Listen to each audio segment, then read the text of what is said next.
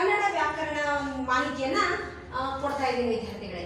ಈ ಒಂದು ವ್ಯಾಕರಣ ಮಾಹಿತಿ 4, 5, 6 ಮತ್ತು 7 5, 6, 7 ಈ ಒಂದು ತರಗತಿಗಳಿಗೆ ವಿವರವಾಗಿದೆ ಮಕ್ಕಳೇ. ಆಮೇಲೆ 4ನೇ ತರಗತಿಯ ಮಕ್ಕಳಿಗೆ ಅಷ್ಟೊಂದು ವಿವರಣೆ ಇಲ್ಲ. ಆದ್ರೆ ನಾನು ಇದನ್ನ 5, 6 ಮತ್ತು 7ನೇ ತರಗತಿಯ ಮಕ್ಕಳಿಗಾಗಿ ಇನ್ನೊಂದು ವಿವರಣೆಯನ್ನ ಹೇಳ್ತಾ ಇದ್ದೀನಿ. ಸರಿ, ಹಾಗಿದ್ರೆ ಈ ಒಂದು ಲೇಖನ ಚಿಹ್ನೆಗಳ ಬಗ್ಗೆ ತಿಳಿಯೋ ಮುಂಚೆ ಒಂದು ಚಿಕ್ಕ ಪ್ರಾರ್ಥನೆಯನ್ನ ಮಾಡೋಣ. ತದನಂತರ ನಮ್ಮ ತರಗತಿಯನ್ನ ಮುಂದುವರಿಸೋಣ. ಕಣ್ಗಳನ್ನ ಮುಚ್ಚಿ ನನ್ನೊಟ್ಟಿಗೆ ಪ್ರಾರ್ಥನೆಯನ್ನ ಹೇಳಿ. ಸರಿ. ನಮಸ್ತೆ ಶಾರದಾ ದೇವಿ ಕಾಶ್ಮೀರ ಪುರವಾಸಿನಿ ವಿದ್ಯಾದಾನಂಚಿ ಧೀಮಹಿ ಸಿದ್ಧಿರ್ಭವತು ಮೇ ಸದಾ. ವಿದ್ಯೆಯ ಒಂದು ಅಧಿದೇವತೆ ಆದಂತಹ ಸರಸ್ವತಿಯನ್ನ ನೆನೆಯುತ್ತಾ ಇಂದಿನ ತರಗತಿಯನ್ನ ಪ್ರಾರಂಭಿಸೋಣ ವಿದ್ಯಾರ್ಥಿಗಳೇ. ಈ ಲೇಖನ ಚಿಹ್ನೆಗಳು ನಮ್ಗೆ ಯಾಕೆ ಬೇಕು? ಹಾಗಾದ್ರೆ ಲೇಖನ ಚಿಹ್ನೆಗಳಲ್ಲಿ ಎಷ್ಟು ವಿಧವಾದ ಲೇಖನ ಚಿಹ್ನೆಗಳದಾವ? ಇವುಗಳನ್ನ ನಾವು ಯಾಕೆ ಬಳಸಬೇಕು? ಈ ಒಂದು ಮಾಹಿತಿಯನ್ನ ನಾವೀಗ ತಿಳಿಯೋಣ. ಬರವಣಿಗೆಯಲ್ಲಿ ಲೇಖನ ಚಿಹ್ನೆಗಳು ಅತ್ಯಂತ ಮಹತ್ವದ ಒಂದು ಸ್ಥಾನವನ್ನು ಪಡಿತಾವ ವಿದ್ಯಾರ್ಥಿಗಳೇ. ಯಾಕಂದ್ರೆ ನಾವು ಮಾತಿನಲ್ಲಿ ಏನೋ ಒಂದು ಹೇಳ್ಕೊಂಡು ಹೋಗ್ಬೋದು, ಅಥವಾ ಏರಿಳಿತಗಳು ಅದು ಹೀಗಾಗಬಾರ್ದಾಗಿತ್ತು ಅಂತ ಹೇಳ್ತೀವಿ. ಅಲ್ಲಿ ಏರಿಳಿತ ಬರ್ತಾವ. ನಾವು ಯಾವಾಗ ಉದ್ವೇಗದಿಂದ ಹೇಳ್ತೀವಿ ಅವಾಗ ಜೋರಾಗಿ ಹೇಳ್ತೀವಿ, ಯಾವಾಗ ನಾವು ಅದನ್ನ ನಿಧಾನವಾಗಿ ಹೇಳ್ತೀವಿ ಅಲ್ಲಿ ಏರಿಳಿತ ಕಂಡು ಬರ್ತೈತಿ. ಮಾತಾಡುವಾಗ ಏರಿಳಿತಗಳು ಕಂಡು ಬರ್ತಾವ. ಆದ್ರೆ ಆ ಸಮಯದಲ್ಲಿ ಭಾವನೆಗಳು ವ್ಯಕ್ತ ಆಗ್ತಾವ. ಧ್ವನಿಯಲ್ಲಿ ಏರಿಳಿತ ಕಂಡಾಗ ಭಾವನೆ ಅರ್ಥ ಆಗ್ತೈತಿ ಮುಂದೆ ಕೂತವರಿಗೆ ಅಥವಾ ನಾವು ಮಾತನಾಡುವವರು ಕೇಳುವವರಿಗೆ. ಆದ್ರೆ ಬರವಣಿಗೆಯಲ್ಲಿ ನಮ್ಮ ಭಾವನೆಗಳು ಕಂಡು ಬರ್ಬೇಕಲ್ಲ. ಆ ಒಂದು ಉದ್ದೇಶದಿಂದ ಲೇಖನ ಚಿಹ್ನೆಗಳನ್ನು ನಾವೇನ್ ಮಾಡ್ತೀವಿ, ಬಳಸ್ತೀವಿ. ಆ ಲೇಖನ ಚಿಹ್ನೆಗಳು ಯಾವುವು? ಲೇಖನ ಚಿಹ್ನೆಯಲ್ಲಿ ಒಟ್ಟು 8 ಪ್ರಕಾರಗಳಿವೆ. ಆ 8 ಪ್ರಕಾರಗಳನ್ನ ಒಂದೊಂದಾಗಿ ನೋಡ್ಕೊಂಡು ಬರೋಣ ವಿದ್ಯಾರ್ಥಿಗಳೇ. ನಮ್ಮ ಸ್ಪಷ್ಟವಾದ ಬರವಣಿಗೆ ನಾವು ಬಳಸ್ತಕ್ಕಂತಹ ಚಿಹ್ನೆಗಳನ್ನ ಅವಲಂಬಿಸಿದೆ. ಸರಿ, ಹಾಗಾದ್ರೆ ಲೇಖನ ಚಿಹ್ನೆಗಳಲ್ಲಿ ಎಷ್ಟು ವಿಧ? ಒಟ್ಟು ಲೇಖನ ಚಿಹ್ನೆಗಳಲ್ಲಿ 8 ವಿಧಗಳು. ಯಾಕಂದ್ರೆ ಇಲ್ಲಿ ಬಹುವಚನ ಇದೆ ವಿದ್ಯಾರ್ಥಿಗಳೇ, ಹಾಗಾಗಿ 8 ವಿಧಗಳು. ಮೊದಲನೇದು ಪೂರ್ಣ ವಿರಾಮ.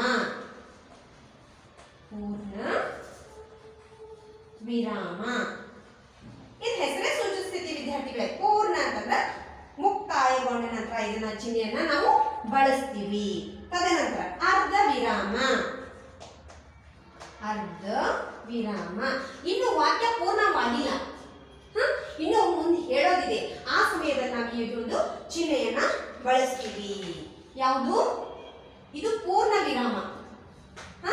ಅರ್ಧ ವಿರಾಮ ಅಂದ್ರೆ ಮೇಲ್ಗಡೆ ಚುಕ್ಕಿ ಕೆಳಗಡೆ ಈ ರೀತಿಯಾಗಿರುತ್ತೆ. ಇದು ಅರ್ಧ ವಿರಾಮ. 3 ಅಲ್ಪ ವಿರಾಮ.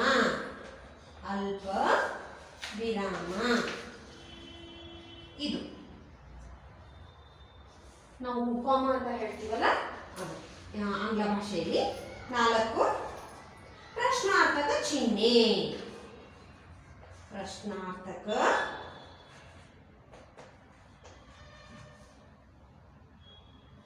ಪ್ರಶ್ನಾರ್ಥಕ ಇದು ಈ ರೀತಿಯಾಗಿ ಇದನ್ನ ನಾವು ಬಳಸ್ತೀವಿ, ಹೆಚ್ಚಾಗಿ ಬಳಸ್ತೀವಿ ಅದನ್ನು. ಹೌದಾ? ಭಾವಸೂಚಕ.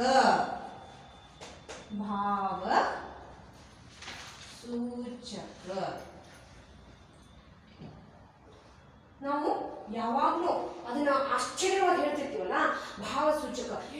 ಹೌದಾ ಅಂತ ಹೇಳ್ತೀವಿ. ಆಮೇಲೆ ಅಯ್ಯೋ ಯಾಕೆ ಏನು ಅಂತ ಕೇಳಿದಾಗ ನಾವು ಪ್ರಶ್ನಾರ್ಥಕ ಚಿಹ್ನೆಯನ್ನ ಬಳಸ್ತೀವಿ. ಅಯ್ಯೋ ಅಂತ ಹೇಳಿದಾಗ ಅದು ನಮ್ಮ ಭಾವನೆ ವ್ಯಕ್ತ ಆಗ್ತೈತಲ್ಲ ಅಲ್ಲಿ.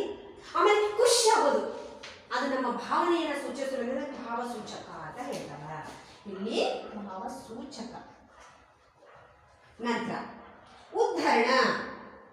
6ನೇದು ಉದ್ಧರಣ.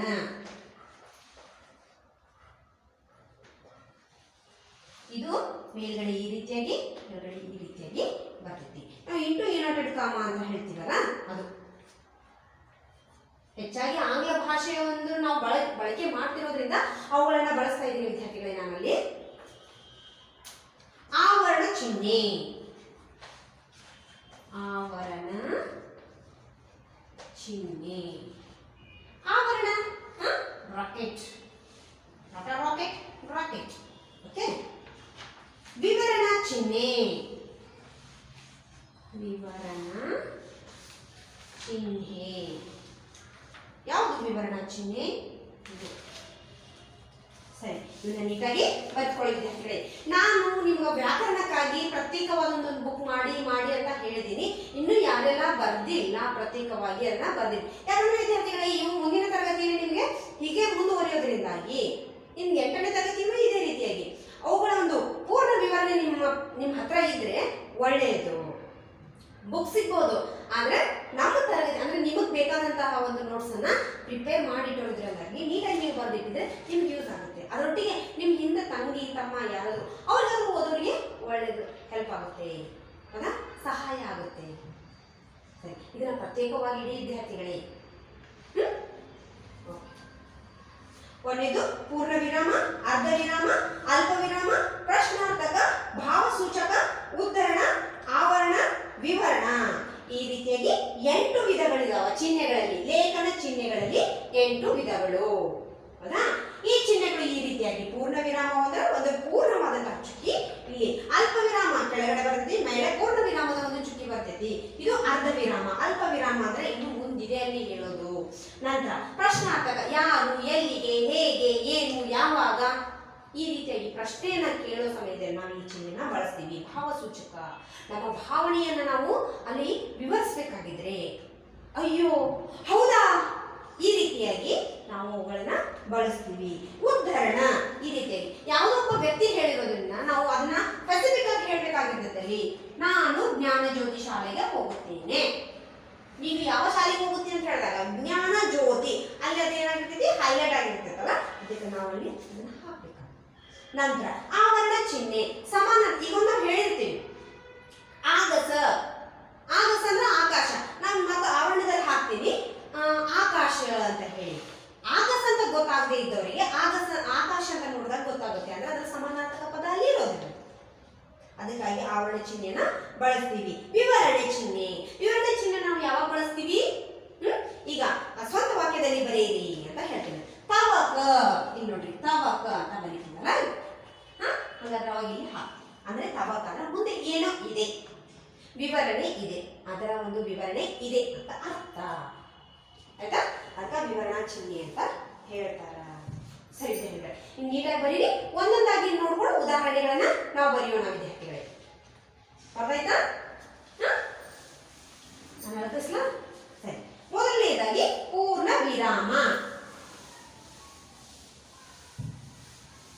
ಪ್ರಾರಂಭದಲ್ಲಿ ಪೂರ್ಣ ವಿರಾಮವನ್ನು ನಾವು ತಗೊಳ್ತಿದ್ದೀವಿ ವಿದ್ಯಾರ್ಥಿಗಳೇ. ಪೂರ್ಣ ವಿರಾಮವನ್ನು ನಾವು ಯಾವಾಗ ಹಾಕ್ತೀವಿ? ಕೊನೆಯಲ್ಲಿ ಹಾಕ್ತೀವಿ.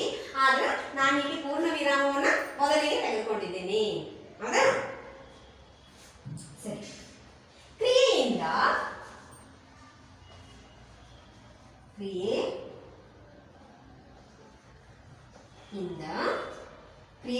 ಪೂರ್ಣಗೊಂಡ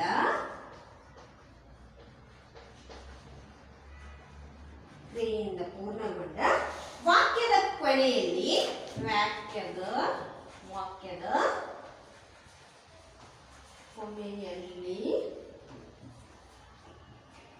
ಚಿಹ್ನೆಯನ್ನು ಬಳಸಬೇಕು.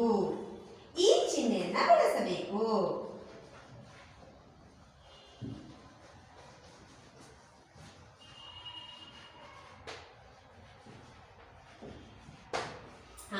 ಇಲ್ಲಿ ಬಳಸಬೇಕು. ಒಂದು ವಾಕ್ಯ ಪೂರ್ಣವಾಯಿತು, ಅದಕ್ಕೆ ನಾನು ಇದನ್ನ ಕೊಟ್ಟಿದ್ದೀನಿ, ಹೌದಾ. ಹಾಗಾದ್ರೆ ಒಂದು ಉದಾಹರಣೆ ತಗೊಳ್ಳೋಣ ವಿದ್ಯಾರ್ಥಿಗಳೇ. ಕ್ರಿಯೆಯಿಂದ ಪೂರ್ಣಗೊಂಡ ವಾಕ್ಯದ ಕೊನೆಯಲ್ಲಿ ಈ ಚಿಹ್ನೆಯನ್ನ ಬಳಸಬೇಕು. ನಾವು ಒಂದು ವಾಕ್ಯವನ್ನು ಪೂರ್ಣಗೊಳಿಸಿದಾಗ ಈ ಒಂದು ಚಿಹ್ನೆಯನ್ನ ಇಲ್ಲಿ ಬಳಸಬೇಕು. ಯಾವುದು? ಒಂದು ವಾಕ್ಯವನ್ನು ನೀವೇ ಹೇಳಿದ್ದೆ ವಿದ್ಯಾರ್ಥಿಗಳೇ, ಅದು ಪೂರ್ಣವಾಗಿ ಬರಬೇಕು. ಒಂದು ವಾಕ್ಯ ಪೂರ್ಣವಾಗಿ ಬರಬೇಕು. ಅದು ಏನಪ್ಪಾ ಅಂತ ಹೇಳಿದ್ರೆ, ಬೀರ್ಬಲ್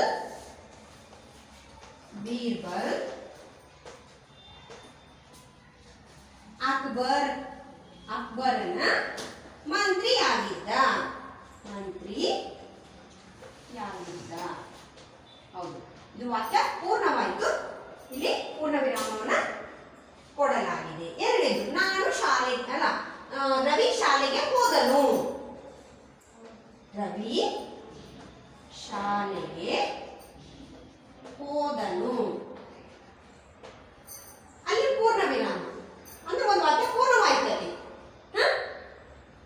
ನಾನು ಮನೆ ಕೆಲಸ ಮಾಡಿದೆ ಅಥವಾ ನನ್ನ ಮನೆ ಕೆಲಸ ಮುಗಿಯಿತು. ಸೂರ್ಯ ಪೂರ್ವದಲ್ಲಿ ಹುಟ್ಟಿದ. ಪೂರ್ವದಲ್ಲಿ ಹುಟ್ಟುತ್ತಾನೆ, ಪೂರ್ವದಲ್ಲಿ ಹುಟ್ಟಿದ. ಸೂರ್ಯ ಪೂರ್ವದಲ್ಲಿ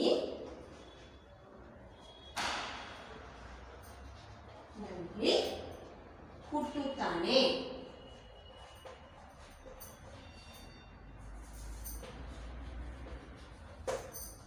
ಹೌದಾ? ಸೂರ್ಯ ಎಲ್ಲಿ ಹುಟ್ಟುತ್ತಾನೆ? ಪೂರ್ವದಲ್ಲಿ ಹುಟ್ಟುತ್ತಾನೆ. ಅದೊಂದು ಅಲ್ಲಿ ಕ್ರಿಯೆ ಪೂರ್ಣವಾಯ್ತಲ್ಲಿ. ಪೂರ್ವದಲ್ಲಿ ಹುಟ್ಟುತ್ತಾನೆ. ಆಯ್ತಾ?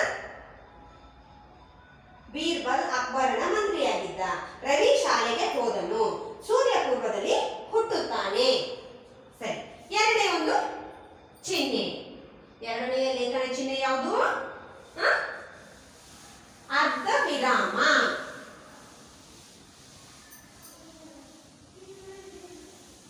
ಎರಡನೆಯ ಲೇಖನ ಚಿಹ್ನೆ ಅರ್ಧ ವಿರಾಮ.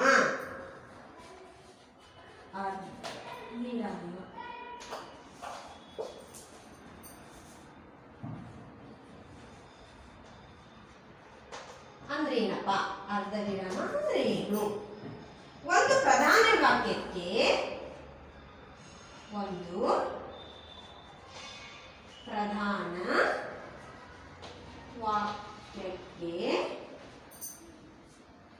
ಅಧೀನವಾಗುವ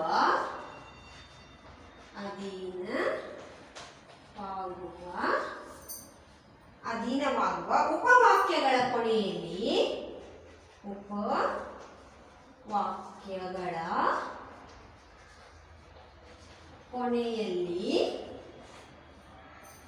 ಅರ್ಧ ವಿರಾಮವನ್ನು, ಈ ಚಿಹ್ನೆಯನ್ನ ಅರ್ಧ ವಿರಾಮ ಅಂದ್ರೆ ಇಲ್ಲಿ ನೋಡಿ, ಮೇಲೆ ಪೂರ್ಣ ವಿರಾಮ, ಕೆಳಗಡೆ ಈ ರೀತಿಯಾಗಿದೆ ಅಲ್ಪ ವಿರಾಮ. ಈ ಚಿಹ್ನೆಯನ್ನು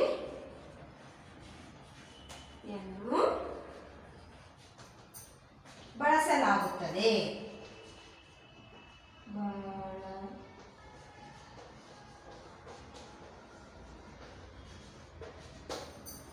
ವಿದ್ಯಾರ್ಥಿಗಳೇ, ಒಂದು ಉದಾಹರಣೆ ನಿಮ್ಗೆ ಈಗ ಅರ್ಥ ಆಯ್ತು ಅಂತ ಅನ್ಕೋತೀನಿ. ನಾನು ಇನ್ನೂ ಹೇಳಬೇಕಾಗಿದೆ ಅಂತ ಅನ್ನುವಂಥ ಸಮಯದಲ್ಲಿ ನಾವು ಒಂದು ಪ್ರಧಾನ ವಾಕ್ಯಕ್ಕೆ ಅಧೀನವಾಗುವ ಉಪವಾಕ್ಯಗಳ ಕೊನೆಯಲ್ಲಿ ಈ ಚಿಹ್ನೆಯನ್ನ ಬಳಸ್ತೀವಿ. ನಾವು ಮುಂದೆ ಇನ್ನೂ ಹೇಳೋದೇನೋ ಇದೆ.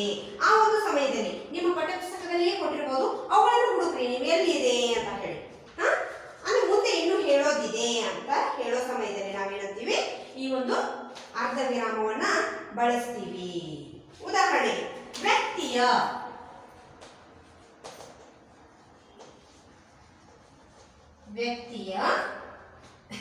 ಅತ್ಯುತ್ತಮ, ವ್ಯಕ್ತಿಯ ಅತ್ಯುತ್ತಮ ಸಾಮರ್ಥ್ಯ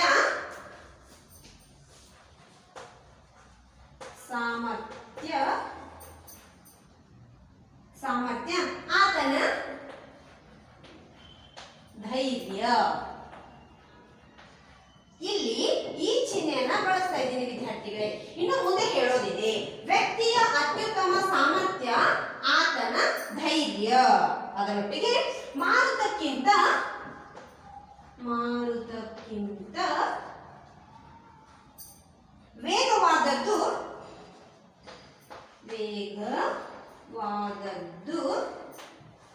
ವೇಗವಾದದ್ದು ಆತನ ಮನುಷ್ಯನ ಕಲ್ಪನೆ.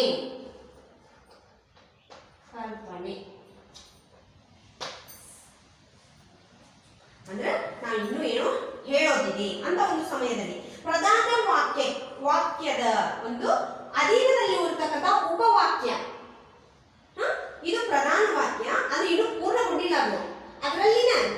ಮಾಡಬೇಕು, ಭಾಗಗಳನ್ನಾಗಿ ಮಾಡ್ಕೊಂಡಾಗ ನಾವು ಅರ್ಧ ವಿರಾಮವನ್ನ ಬಳಸ್ತೀವಿ. ಆಯ್ತಾ ವಿದ್ಯಾರ್ಥಿಗಳೇ? ಇದನ್ನ ಬರ್ತಾಯ್ತಾ? ನಂತರ ಮೂರನೇ ಒಂದು ಚಿಹ್ನೆ, ಮೂರನೆಯ ಚಿಹ್ನೆ ಅಲ್ಪ ವಿರಾಮ. ಯಾವಾಗ ಬಳಸ್ತೀವಿ? ಅಲ್ಪ ವಿರಾಮ. ಯಾವುದು ಅಲ್ಪ ವಿರಾಮ ಚಿಹ್ನೆ? ಈ ರೀತಿ ಕೆಳಗಡೆ ಮಾತ್ರ ಇದು ಅಲ್ಪ ವಿರಾಮ. ಈ ರೀತಿಯಾಗಿ, ಹೌದಾ? ಕರ್ತೃ ಕರ್ತೃ ಕರ್ಮ, ಕರ್ತೃ ಕರ್ಮ ಕ್ರಿಯಾ ಪದಗಳಿಗೆ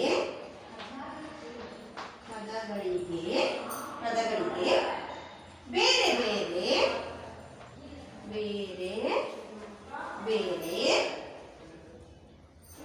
ವಿಶೇಷಣಗಳನ್ನು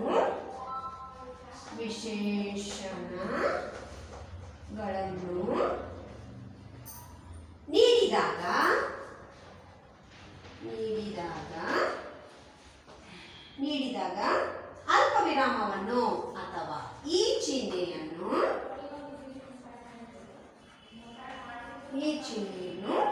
ಬಳಸಲಾಗುತ್ತದೆ.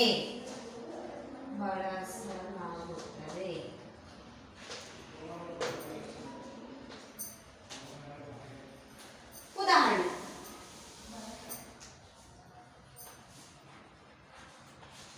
ನೋಡಿ ವಿದ್ಯಾರ್ಥಿಗಳಲ್ಲಿ, ಕರ್ತೃ ಈ ಒಂದು ಚಿಹ್ನೆಯನ್ನು ಬಳಸಿದೆ ನಾನು. ಕರ್ಮ ಕ್ರಿಯಾಪದಗಳಿಗೆ ಬೇರೆ ಬೇರೆ ವಿಶೇಷಣಗಳನ್ನು ನೀಡಿದಾಗ ಈ ಚಿಹ್ನೆಗಳನ್ನ ಬಳಸಲಾಗುತ್ತದೆ. ಉದಾಹರಣೆಗೆ ಹೀಗೆ ಹಲವಾರು ವಿಶೇಷ ವ್ಯಕ್ತಿಗಳನ್ನ ನಾವಲ್ಲಿ ಗುರುತಿಸ್ತಾ ಇರ್ತೀವಿ. ಇಂದಿನ ಒಂದು ಸಂಭ್ರಮದಲ್ಲಿ ಅಥವಾ ಇಂದಿನ ಒಂದು ಸಭೆಯಲ್ಲಿ ಆಗಮಿಸಿದಂತಹ ಅಂತ ಹೇಳಿ ಮುಂದೆ ಒಬ್ಬೊಬ್ಬ ವ್ಯಕ್ತಿಗಳನ್ನ ನಾವು ಪರಿಚಯವನ್ನ ಮಾಡ್ಕೊಂಡು ಹೋಗ್ತೀವಿ. ಆ ವ್ಯಕ್ತಿಯನ್ನ ಹೆಸರು ಹೇಳುವಾಗ ಎಲ್ಲರೂ ಒಟ್ಟಾಗಿ ಹೇಳೋದಿಲ್ಲ. ಈಗ ಏನಂತ ಹೇಳ್ತೀವಿ?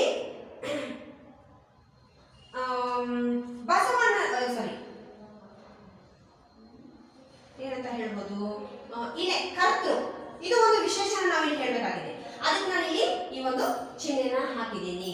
ಕರ್ಮ ಅಂದ್ರೆ ಇನ್ನೂ ಹೇಳ್ಬೇಕಾಗಿದೆ. ಕ್ರಿಯಾ ಅಂದ್ರೆ ಕರ್ತೃ ಕರ್ಮ ಕ್ರಿಯಾ, ಇವು ಮೂರು ವಿಶೇಷಣಗಳಲ್ಲ. ಇವುಗಳನ್ನು ನಾವು ಸೂಚಿಸುವಾಗ ಈ ಚಿಹ್ನೆಯನ್ನ ಬಳಸುತ್ತೇವೆ. ಅದೇ ರೀತಿಯಾಗಿ ವ್ಯಕ್ತಿಗಳನ್ನ ಸೂಚಿಸುವಾಗ, ಈಗ ಒಂದೇ ವೇದಿಕೆಯಲ್ಲಿ ಹಲವಾರು ಗಣ್ಯ ವ್ಯಕ್ತಿಗಳಿರ್ತಾರೆ, ಅವ್ರದೇ ಆದ ವಿಶೇಷತೆಗಳಿರ್ತಾವೆ.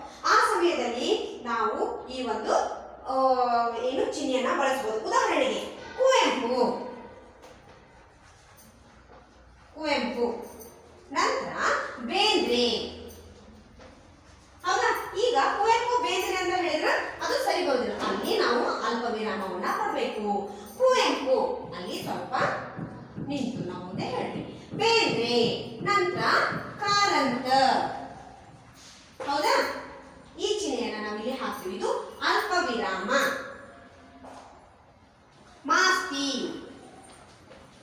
ಮಾಸ್ತಿ ಅವರಿಗೆ ಏನಂತ ಹೇಳ್ತೀವಿ? ಕನ್ನಡದ ಆಸ್ತಿ ಅಂತ ಹೇಳ್ತೀವಿ. ಹೌದಾ? ಮಾಸ್ತಿ. ಅನಂತಮೂರ್ತಿ,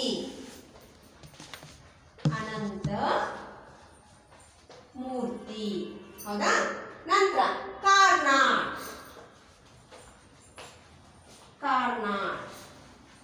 ನಂತರ ಕಂಬಾರ್. ಇವರ ಪೂರ್ಣ ಹೆಸರನ್ನು ನಾನು ಇಲ್ಲಿ ಬರ್ದಿಲ್ಲ ವಿದ್ಯಾರ್ಥಿಗಳೇ, ಅವರ ಅರ್ಧ ಹೆಸರುಗಳನ್ನು ನಾನಿಲ್ಲಿ ಬರೆದಿದ್ದೀನಿ. ಕುವೆಂಪು, ಬೇಂದ್ರೆ, ಕಾರಂತ್, ಮಾಸ್ತಿ, ಅನಂತಮೂರ್ತಿ, ಕಾರ್ನಾಡ್, ಕಂಬಾರ್. ಇವ್ರದ್ದೇ ಆದಂತಹ ವಿಶೇಷಣಗಳದಾವ. ನಾವು ಇವರೆಲ್ಲ ಒಂದೇ ವೇದಿಕೆಯ ಮೇಲಿದ್ದಾರ. ನಾವು ಅವ್ರನ್ನ ಹೆಸರುಗಳನ್ನ ಹೇಳ್ಬೇಕಾಗಿದೆ. ಆ ಸಮಯದಲ್ಲಿ ನಾನು ಏನ್ ಮಾಡ್ತೀನಿ? ಈ ಒಂದು ಅಲ್ಪ ವಿರಾಮವನ್ನ, ಅಂದ್ರೆ ಇನ್ನು ಮುಂದಿದ್ದಾರೆ ಅಂತ ಹೇಳಿ ಅಲ್ಲಿ ಅಲ್ಪ ವಿರಾಮವನ್ನು ಕೊಟ್ಟು ಮುಂದೆ ಹೋಗ್ತಾ ಇದ್ದೀನಿ. ಆ ಸಮಯದಲ್ಲಿ ಈ ಚಿಹ್ನೆಯನ್ನ ಬಳಸ್ತಾ ಇದ್ದೀನಿ. ಹೌದಾ? ಈ 8 ಜನರು ವಿಶೇಷತೆ ಏನು? ಕನ್ನಡದ ಜ್ಞಾನಪೀಠ ಪ್ರಶಸ್ತಿಯ ಗರಿಯನ್ನ ಕನ್ನಡಕ್ಕೆ ತಂದುಕೊಟ್ಟಂತಹ ಮಹನೀಯರು. ಹೌದಾ? ಈ ಒಂದು ವಾಕ್ಯವನ್ನ ನಾವು ಪೂರ್ಣಗೊಳಿಸೋಣ. ಕನ್ನಡದ ಜ್ಞಾನಪೀಠ ಪ್ರಶಸ್ತಿ